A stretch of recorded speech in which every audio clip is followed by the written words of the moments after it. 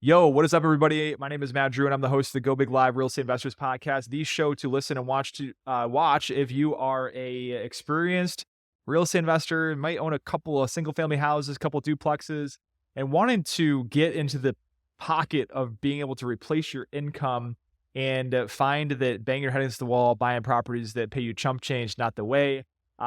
This is an industry expert series. We brought on somebody that is, you know, huge amount of experience in the residential deal space, kind of same goals, but took a different path than myself took and a lot of other guests that have on the show. So we have Mr. Cody Barton on the show, who's CEO of ManifestU, based out of Phoenix, Arizona, an entrepreneur of 13 years. And over the past 5 years has acquired and developed six portfolio companies with a collective revenue of $60 million in revenue. Unbelievable. And also a private money lender too. So definitely a renaissance man of the real estate space. Welcome to the show, Cody. I appreciate it, man. Hey, Matt, thanks for having me. Super excited to be here. All right. First question. It's a doozy. You were born, now you're here. What happened in between? Yeah. So, I'm 30 years old now, and I always had this bug in me, like I'm sure there's a lot of people listening that had this bug of like knowing you wanted more out of life and knowing you didn't want to settle for just like go to school, get good grades, go to college, get good grades, graduate, work for 40 plus years, and then finally live the life that you want to live. I always, as a teenager, I was like, I want to do the cool things that other people do. And, I want to have cool cars and I want to go on the vacations, and I don't want to be 73 years old before I could experience those things. And, I quickly learned, I'm like, well, in, some of the jobs that I was looking at, I'm like, that's not going to be possible. And so I had this entrepreneurial bug. And so went down that path and, started in business when I was 17. And, I actually, my initial introduction to business was in network marketing. And I did that from 17 to 21. And, I built a good organization of a couple thousand people, and, we were doing close to 5 million a year in sales revenue in that. And so had some early success, like a lot of those companies do. Company ended up going under. And I was like, crap, now I'm 21. And instead of going to college, I went to school of personal development, of learning in that space. And so I transitioned into the real estate industry. Because that was the next thing, right? I was like, I read the Robert Kiyosaki books like so many people do. And I'm like, okay, investing in real estate is going to be my path to wealth. And so I didn't know how to invest in real estate. So I do what a lot of people do is I got my real estate license. I'm like, okay, that's going to be the thing. And so I got my license, was working with clients, was getting deals done. And, after a couple years, I was like, gosh, like I'm not even investing in real estate. I'm just helping other people buy and sell. And so I didn't know what I didn't know. And so I at that point, made this transition into the investment side of real estate, where I was wholesaling. Then I began fixing and flipping homes. And then, out of proceeds from those flips, then I started buying rental properties. And I started, also acquiring other properties to turn into Airbnbs.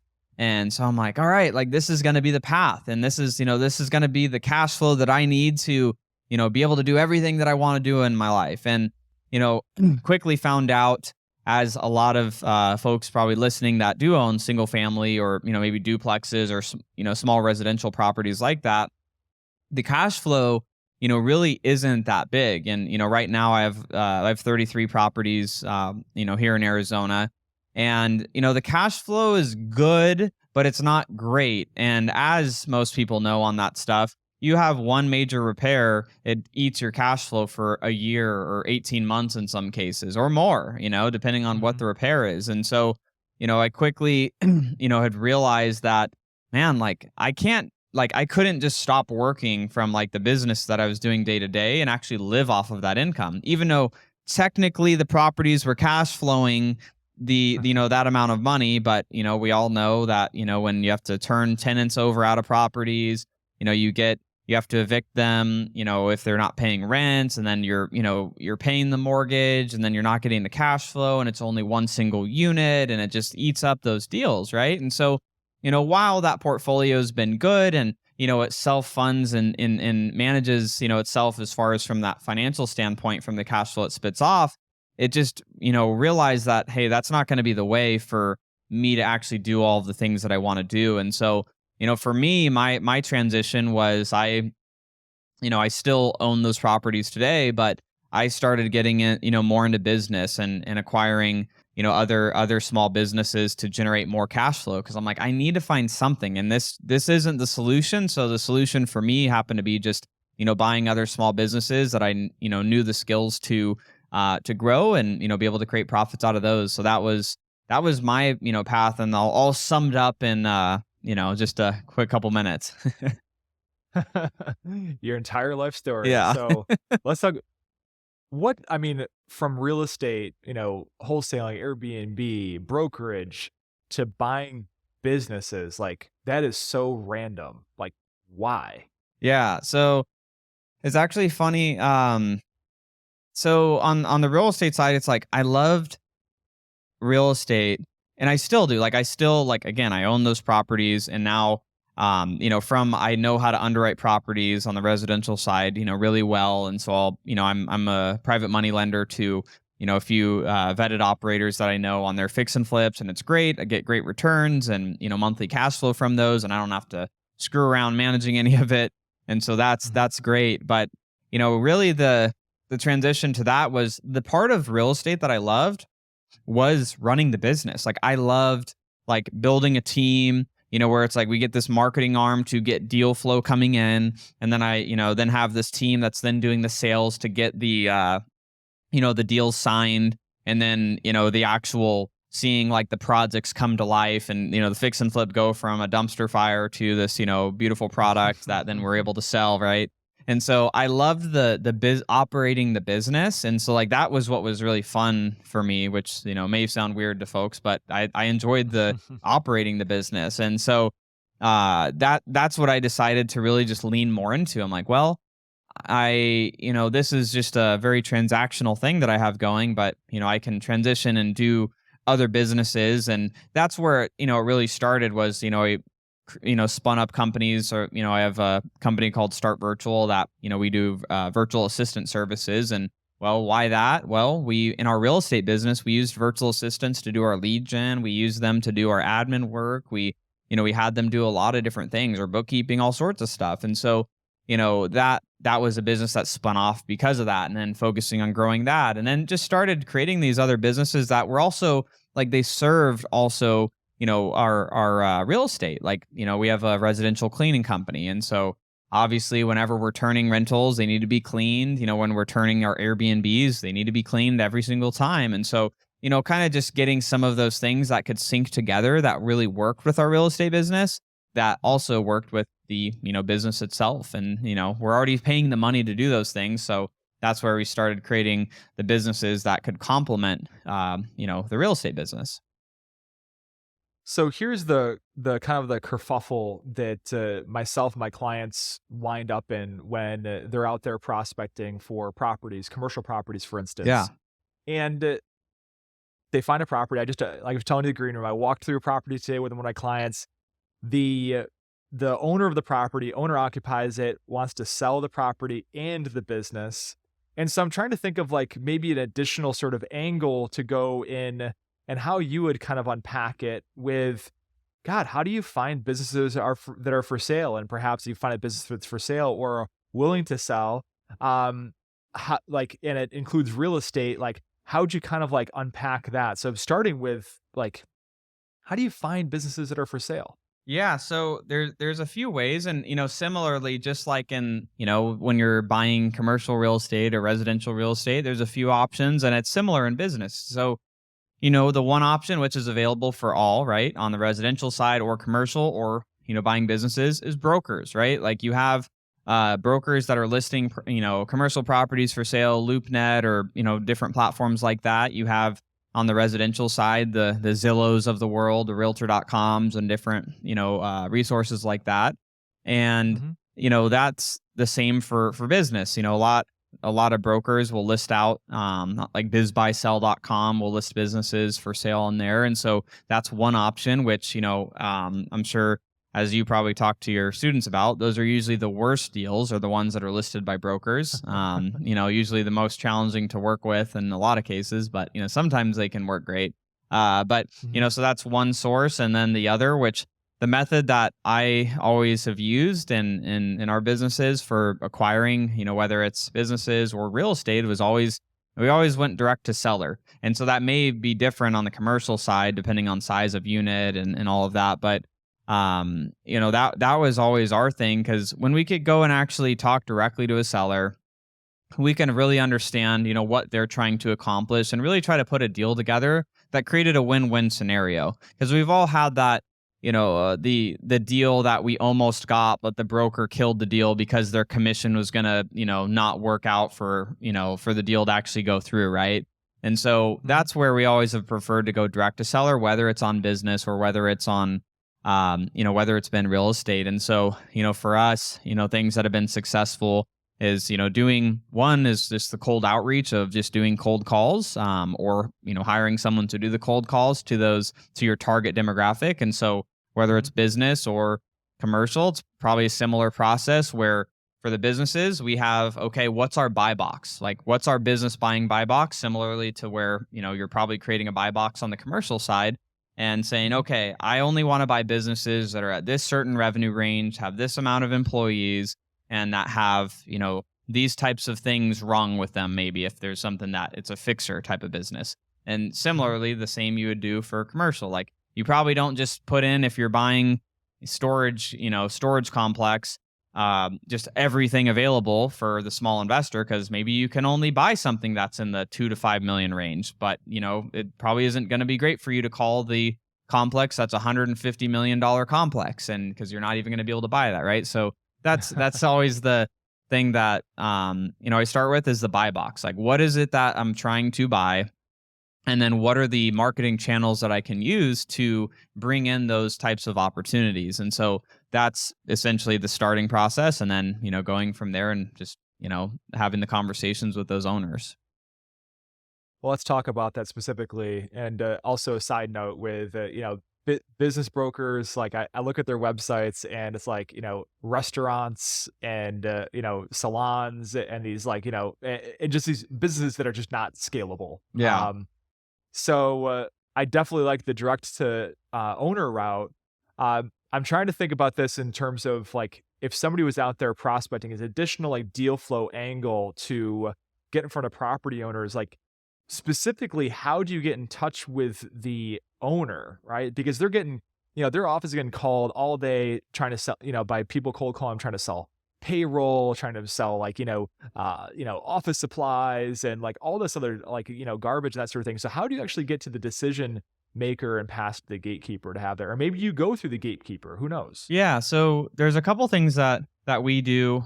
There's a lot of platforms online that you could buy data from to find, people's information. There's two of them that we use. One platform called Cognism that we were able to get business owners, contact information.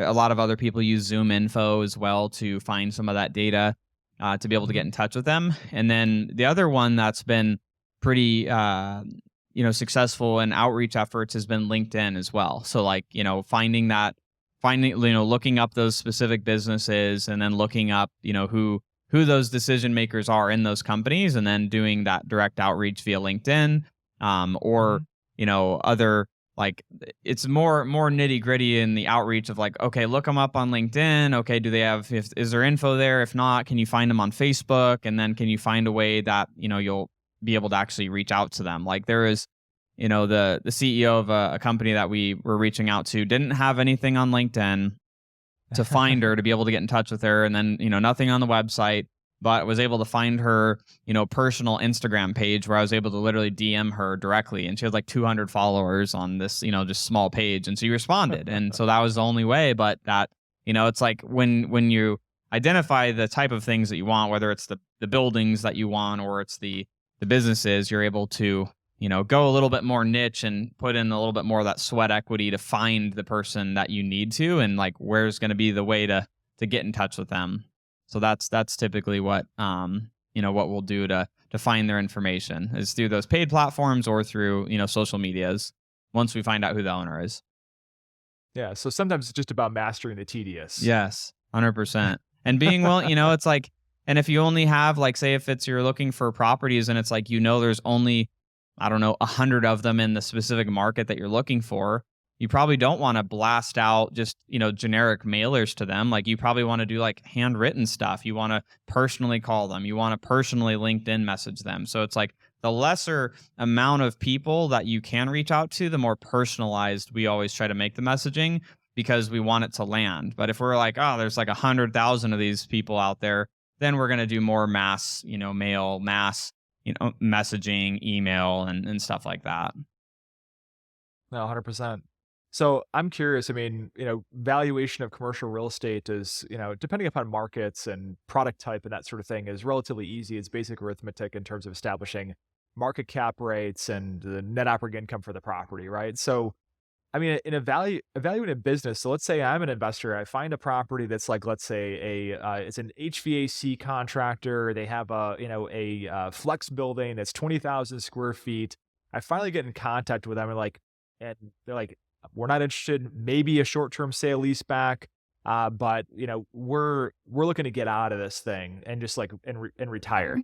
And I don't know if like the ideal target of your business owners you're contacting are like, do they have some gray hairs? Do they have some like wrinkles and stuff like that? Like, is there an age demographic you're doing? And then after establishing that, like, how do you actually evaluate what the business is worth? And potentially for somebody who's buying it, that's like, all right, I can buy it for this, and then I can scale it to this, and then have an exit at that. I'm not sure if that plays into the business model or not for you. Yeah, 100%. So there's a couple things to unpack on that, and one of them is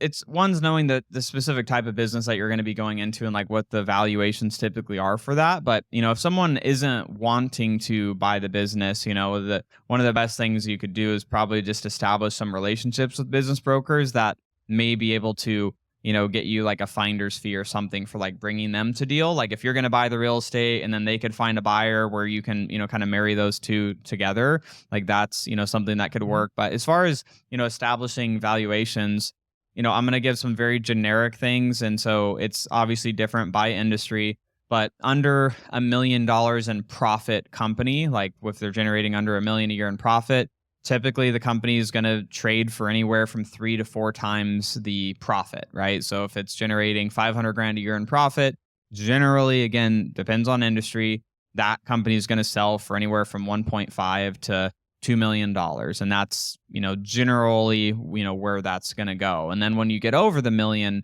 in profit, a lot of times those businesses are getting a 5 times multiple on them. But then you have these weird, outliers like in the software space where like those are getting like multiples on revenue, and it gets, makes it a little confusing. But generally, like that's a good rule of thumb. And as far as looking up, resources, there's actually a website called bvresources.com. And you can pull like, for like a pretty cheap report, and you can look up, like you look up for commercial real estate, you could look up comps of businesses. So like you could type in the industry basically on that website and be able to look up what other similar revenue and profit size companies have sold for to help give you an idea of what the market's doing specifically. So, there's resources like that in helping establish value. But, for those people that maybe they've come across the real estate with a business in it, really the best thing that you could, do is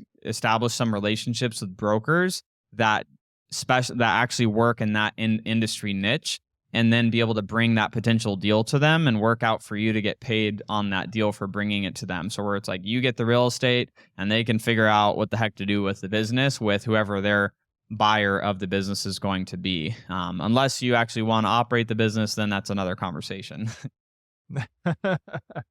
Yeah, we're gonna get to operating the business in a second. But one of the things, like just an example today of a property I walked with one of my clients. This was one of those scenarios, right? This guy owns a 5-story building. It's a mixed use building. It used to be apartments up top. Actually, used to be a historic hotel, and he occupies his business, which is like janitorial company, on the first floor. Yeah. And we were walking with the guy, and he's like, I do not want to sell this building without selling the business. Or if I sell the business first, then I'll sell the building. And I was looking at the building, I was like, this location has zero strategic value to your business, or even the value of your business. Like, I guarantee somebody's going to buy this thing and move your business out because it's like it's it's a horrible setup, Yeah. right?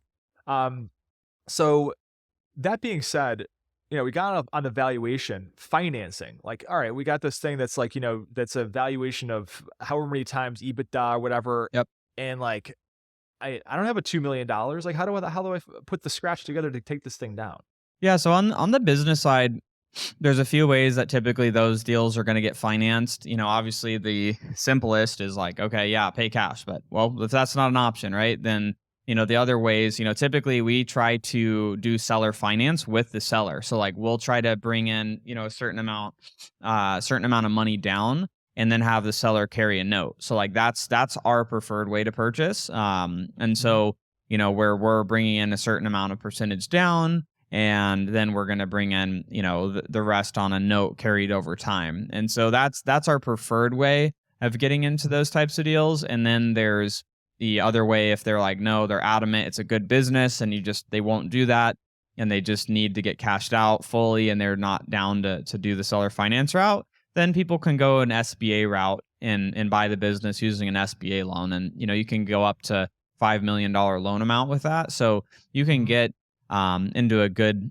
business. And typically, like, you can get into stuff at 10 or 20% down, and then the question becomes, well, what if the business is 2 million and I don't have 200 grand? Well, you could Uh-huh. also bring in other partners to bring in the capital for that. So you can buy the business, bring in a partner that could fund, say, the down payment of 200 grand, and you can get into that deal with little money down and be able to, obviously you're signing on the debt for the SBA loan, but you can get into deals with very little money down on these businesses that have good track records. Obviously you want to make sure that they have years of history of profitability and good customers, and do your diligence just like you would on a commercial building. You want to check into things, but those are typically the most common routes. Commercial banks do business loans too, but SBA usually has more favorable terms. It's a government loan, so it just takes longer though.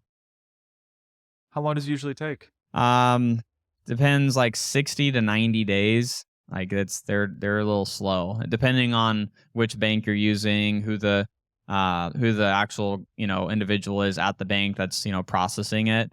But usually that's around the time. And you could wrap in to the point on the commercial side. If you were going to buy the business and the building, you could wrap those in. And the SBA loves that. They love putting, a loan on a business where it's also tied to real estate because there's more collateral for them and it makes them feel safer. So they do like that. Brilliant. Yeah, I had a guest on my show, Brett McManus. Him and his wife bought a boutique motel in Killington, Vermont, and used an SBA program for that. And what are the rules? That the business has to occupy at least 50% of the building Yeah. in order to qualify to have the real estate as collateral. Yeah. And also the other wonderful thing about it too is that SBA isn't as scrutinizing as your own balance sheet as it is when you're going for a commercial loan beyond a certain amount, Yep. working with community banks. Because yeah, the way that Brett put that together is that him and his wife didn't have the money to take it down, so they brought in a couple of investors that took an equity position Yep. of 19% each Yep. to be So below they're the not the threshold of the personal SBA. guaranteed. Yep. Yeah. But yeah, no, it's definitely, I have my wheels spinning here. Cause like a lot of times I'm like, all right, well, if you have business acumen in operating businesses and growing businesses, then, you can still operate in the commercial real estate space and maybe buy something with the business included on an SBA, you know, optimize that business to make it, to optimize the value of it, sell the business, negotiate a sale lease back, and then just basically ride out into the sunset with, a cash flowing commercial property on a business unit. Because there's not all businesses actually want to own the real estate. Yeah, no. There's a lot of businesses that don't that don't want to, and there's pros and cons for both. For some, they don't want to own the real estate because if their plan is to continue to expand over the upcoming few years, it's like they're going to outgrow the space, then they got to figure out what to do with the space. And so there's it just always depends on who that business owner is and like what they're trying to accomplish. But I think there is a good opportunity for those that would, that do have, to your point, the business acumen. I don't recommend that someone just coming off the street that has zero business acumen to throw on getting themselves into personally guaranteed debt with an SBA loan to buy the building on a business that they have zero clue on how to operate. Like that would, I would not recommend that. Let's talk about operations because it seemed like that was where you drive joy from, which I Yeah. hate I hate operations, but tell me about that. You're going in, you're taking over a bit business. I mean, what's the general sort of like? Because there's a transition phase there. I've worked for companies that have gotten acquired, and it's not always smooth sailing. It's a little bit of a rocky road. Yeah. So kind of like how do you go in there and make that a success to not upset the apple cart so much because I've seen, a lot of times companies buy a business and then the employees are just like, all right, we're gone. Like, see you later. Like the writing's on the wall here. So tell me about that. Yeah. So one of the first things whenever I do come into a business that we're buying is I try not to go in and change a bunch of stuff like overnight unless there's like obvious things. It's like, hey, we're spending $5,000 a month on a bunch of stupid stuff, like can we just cancel all those subscriptions? And it's like I'm not, Mhm. we try not to go and rock the boat like crazy when we first come in, because I think one of the things is, I think it would be, coming from a place of ego of going into a business and just like thinking we know every single thing that needs to be changed. So like one of the first Mhm. things that we do when we come in is, we establish something, we call it a responsibility matrix. If it's, where it's basically like myself and like my leadership team, we establish like what departments we're going to own what things for, and then what are, the current, if it's like a partnership deal, what are the other owners going to own in the business? And so we kind of divide and conquer what are the things that we're going to own versus what they're going to own. And then we just put the plans in place over like the first quarter of, okay, well, we want to do, 100 things, which is great, but what are the first 10 things that are urgent and important for the business that we could make changes to that isn't going to disrupt the operation too much and just, cause it to have more issues than we really need. And so we try to go in and, make only changes that, aren't going to mess up what's currently happening, because we don't have the full context yet, usually when we first come in. And then we really try to go into a business and understand, and interviewing like key employees that work in the business. I want to know, in their opinion, what do you think is great about the company? What do you think is not great about the company? If you were in charge of the entire company, what would be the top things that you would change to create a better experience for our customers? What are the things that haven't been done for a while that you wish had been done in the business? And like just surveying all of the team, because most of the time Mhm. the team is going to give you the best insight that, then you're going to just come in and make assumptions around. They're going to be like, yeah, like we do this process this way and it's stupid. Like we should do it this way. And I'm like, okay, that makes sense. Yeah, we should do that. And then, figure out how we do it. So those are some of the first things. Like we want to come in and like establish some baselines around like, okay, what's the information that's being communicated in which manners and at what frequencies, who's doing what, establishing like the company's organization chart to, most of the time companies don't have those. So we come in and help kind of build that out. So we just want to build okay, how is everything working? Who's doing the what's, making sure that all of those things are aligned, and then understanding from the team that's doing the things on a day to day, what things they want to see improve. And that's how we typically go in and make changes, because the people closest to the problem often have, the best solutions to the problem. They just hadn't been listened to by previous management in a lot of cases, or they just never got asked, so they never told them.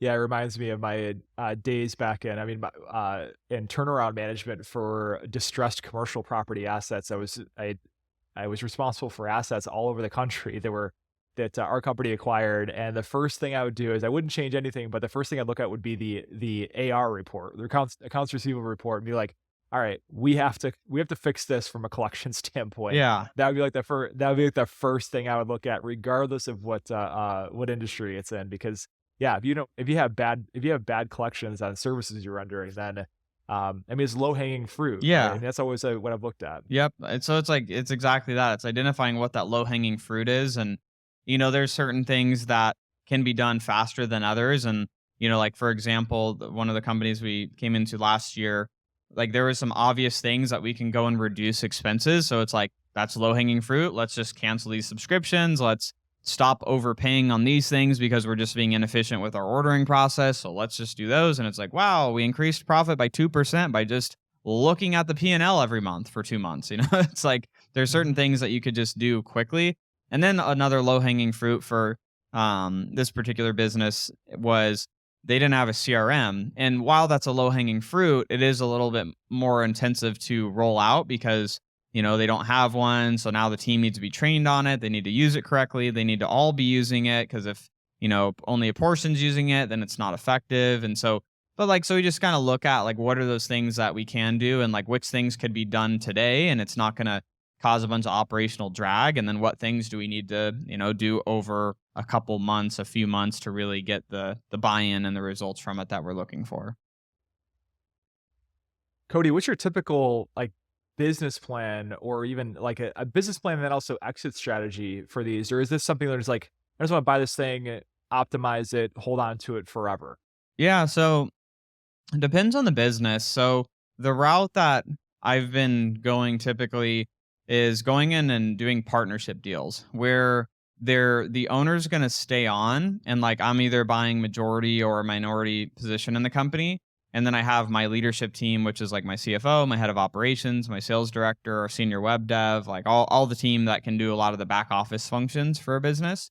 And so we'll come in and we create a retainer agreement between the company that we bought into, that they're paying a certain amount to our company ManifestU on a monthly Mhm. basis to have our team help render services. And so we'll essentially come in and just identifying, like, we usually come in and take over the finance and HR stuff for the companies. Like if they have a team member, we'll take on having them report to, if they have finance team members, they'll report to our CFO. If they have Mhm. HR team members, or someone that does the HR function, they'll report on those things to our HR manager. So we'll come in and just take over and make sure they're rolled out the correct way that we want to see those things done.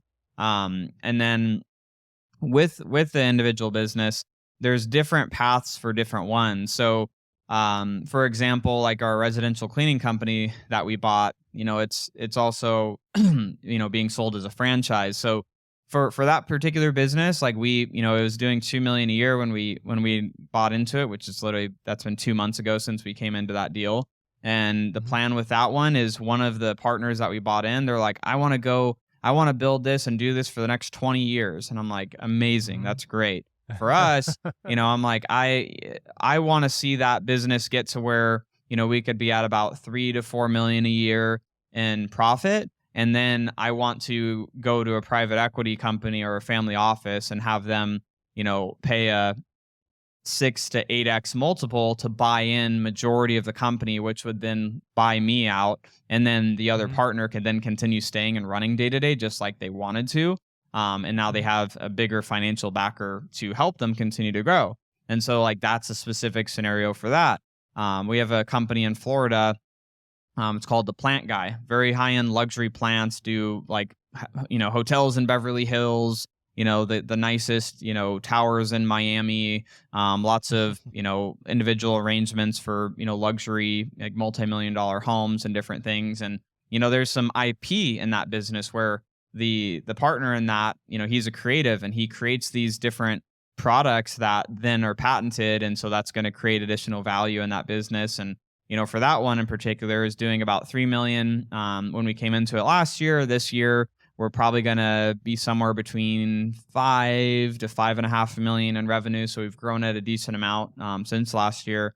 And that particular business, we want to get to kind of that same range of 3 to 4 million in profit. So, which will end up probably being somewhere between 15 to 20 million in top line revenue. And then do the same thing, go to a family office or a private equity company that wants to be in that like manufacturing space and like home good space, and Mhm. go, and the same partner there, he wants to stay on and keep doing that. He literally has the Plant Guy tattooed on him. Like he is the guy, Uh-huh. he's in. And so, you know, it's all those deals. It's short term. I mean, short term to me is like 3 to 5 year plans where it's like going to come in, work on it for a few years, and then be able to exit, get a real healthy profit return, and be able to have the partner that we're coming in to work with, having them be able to be the guy or the girl that's running the company, and we're just coming in to help from strategic standpoint, and then fulfilling on the areas that we know that things have to be done in to help them be able to grow.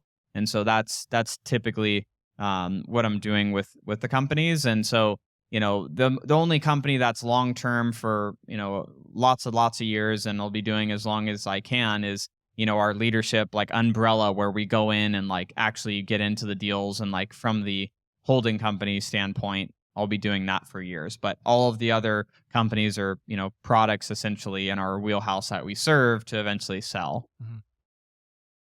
Excellent. So you've been generous with your time, Cody. I want to get you into your to how our listeners can get in touch with you.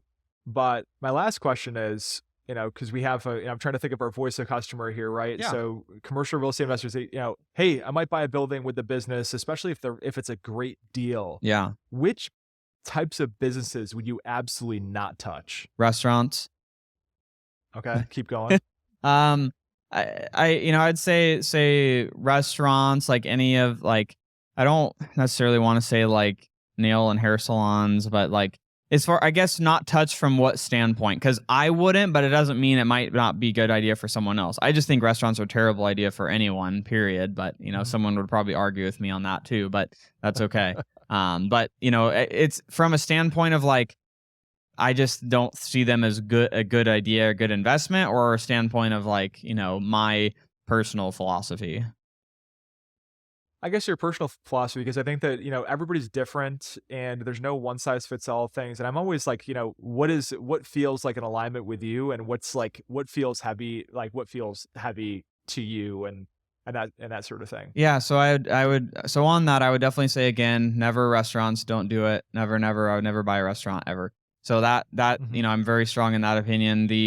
The other thing I would look at is like, I guess if they were going to consider like having a business be a part of an acquisition in a building, I look at, there's three things that, is, again, it comes to this kind of like buy box in a way. But one is looking at what are all of the unique skill sets that you have as an individual, so that you can understand. It's like, okay, are you good at leadership? Do you have experience in being a service person in the HVAC space? Or like, what are all of the unique skill sets that are that you have in the business and professional world, in the marketplace, right? Hmm. Second, are what are the things that you love? And that could be a list of like, I love, dogs, and I love cars, and I love leadership, and I love building teams, and like whatever those things are. And then the third Hmm. column is what are all of the types of businesses that could combine what I'm good at, things that I love, and also can make me money that I would like to earn. So, Hmm. for example, and it's like, okay, well, how much money? Well, if I look at, I research the industries that I want to be involved in. Like, I don't want to be involved in a business that is only on average typically making 10% or less in net profit. Well, I don't want Hmm. I don't want to do that. I only want to be in high profit businesses. I want they need to be able to, when they're optimized, they need to be 20% or more in net profit. Otherwise, I don't want to be involved. It's just, I could Hmm. just do another business and have that a higher profit. And so that's something that I look at too. So it's like, that's a part of my filter, is what my skills are, what I love or like, and then what are the types of businesses that can achieve the goals that I have. And that's how I'd filter through those to then make a decision. Like, if they were going to buy that commercial building, and if they did those three filters of what my skills are, what I like, and then is that a business that could help accomplish maybe more of what my financial goals are, then moving forward with it. Because that answer for you or me or anyone could be different based on their Yeah. skills, the things that they like. And someone else may be like, I would love this lifestyle cool little niche painting studio that, literally only makes 7% net profit, but I love it and it would be a dream, and it's in the commercial building and I could run that and just run the building, and like, that's my dream. Like, amazing. That's great. Like, I don't want to be involved in that low of a net, profit business. So Mhm. that's kind of, my thought process on that. Excellent. Before we get into your parting words of advice for our people, how do people get in touch with you? What's the best way to do that? Yeah, so where I'm most active is on Instagram, and you could people could find me on there. Cody Barton official on Instagram. Um, as far as learning about the things that we do and growing businesses, you can go to Scale with Pros masteryprogram.com. That's where we help other business owners scale up their companies, and so those are the primary ways, and where I'm most active anyways is Instagram. I'm a meme collector, and I like to post a lot of business memes on there as well. So, Some meme NFTs. They might have been hot one time, right? Crypto punks. yeah. Um, yeah. So, Cody, you're a sort of a tired real estate investor that found your own path to scale. A lot of people listening here are tired real estate investors that trying to find their way to scale, regardless of whether they decide to do it in business or in scaling up to larger commercial real estate, like my clients do. Like, what are your like words of advice, like what they can start doing today, this week, this month to get the ball rolling on that? Yeah, so the first things that I always look at on that type of question is knowing what your personal goal is. It's not the, oh, well, I see Matt doing this, or now I see Cody doing this, or this person on social media is doing this thing. I always take it to what you want your lifestyle to look like and how much money that requires, annually or monthly to be able to support the lifestyle that you're hoping to accomplish. And then once you know that end goal of where you're trying to actually go, then bringing that goal to then the work that you're going to decide to do, so that you are making the decision to, if you're, obviously you go ahead and get started working with Matt and have him help you, transition and get into the commercial space. Come with that goal of, this is what I need to accomplish. I need 10 grand a month, or I need 15 grand or 20 grand, whatever the number is. Like, when you get clear on what that lifestyle looks like, and like literally writing it out, where it's like, okay, my lifestyle would cost me 20 grand a month because I want a home that's in Arizona. I want a home in Hawaii. I want to have 2 cars there, 2 cars here. I want to be able to support my parents, pay their, mortgage or rent or whatever. So it's like breaking down like what amount of money you actually want to make or be earning from your investments. And then once you know what that looks like, then you could bring that to Matt and have him help show you, okay, this is the path that you need to go to be able to create that with the investments. And like, this is the best strategy based on what your goals are. And so it's not getting comparison syndrome or the keep up with the Joneses. And that it's you need to know what you and your family want to accomplish. And once you know that, then you can go towards reverse engineering towards that goal. So that would be the biggest thing. Is it doesn't matter what path you take. It matters that you know what your end result you're looking for is, and then you could work with someone like Matt that's an expert to helping you reverse engineer and show you exactly what it's going to take to get you to that end goal and that end lifestyle that you're actually looking for, whether it's leaving your job and like living, a different lifestyle, or just creating investments for your retirement, whatever that looks like for you. So that would be the biggest and most important thing that I would recommend, because don't, set a goal just based off of my life or Matt's life. It's like, it's the life that you want to live. Yeah, and that's like what I do on my my consults is first is setting up the goalposts, and that's what I do on all of my consult calls. And sometimes commercial real estate is the way, sometimes it's not. So that's awesome. It starts with a goalpost and at least somewhat of a plan to get there. So Cody, you've been generous with your time, man. Thank you so much for being on the show. I look forward to chatting with you a little bit in the green room. Thanks for being on. Awesome. Thank you so much.